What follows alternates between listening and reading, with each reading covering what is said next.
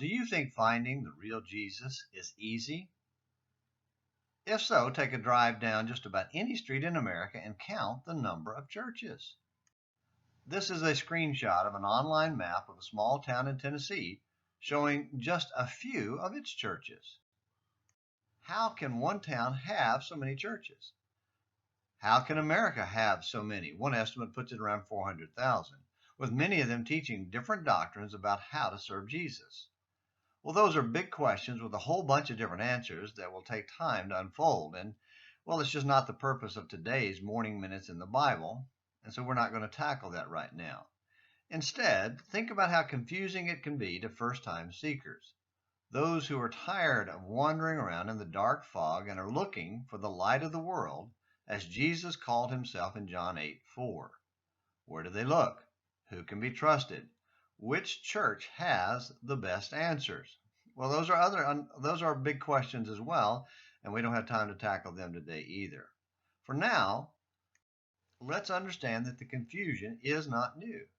There was a great deal of confusion about Jesus when he was on the earth in the flesh.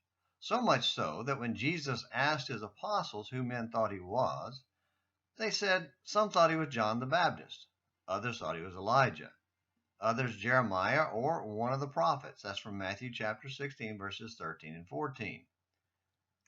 Even his closest disciples struggled with understanding the real Jesus. They were shocked when he calmed the sea. In Luke chapter 8 and verse 25, we're told they were fearful and amazed, saying to one another, "Who then is this that he commands even the winds and the water, and they obey him?" Well, sadly, they still didn't understand who he was, even on the night of his betrayal, because they were arguing about who among them was the greatest in the kingdom. That's in Luke 22 and verse 24. Their failure to get it prompted Jesus to even ask Phillip, "Don't you know who I am? Don't you know me?" That's in John 14:9. Now, none of this is to excuse confusion or imply that it's acceptable. Rather, it's simply to say we shouldn't be surprised by it.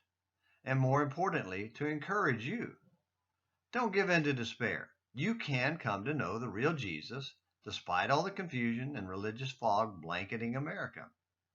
In tomorrow's Morning Minutes in the Bible, we'll start looking at how to find the truth in the middle of all this confusion and religious fog. Until then, this is James McClenny hoping you have a great day.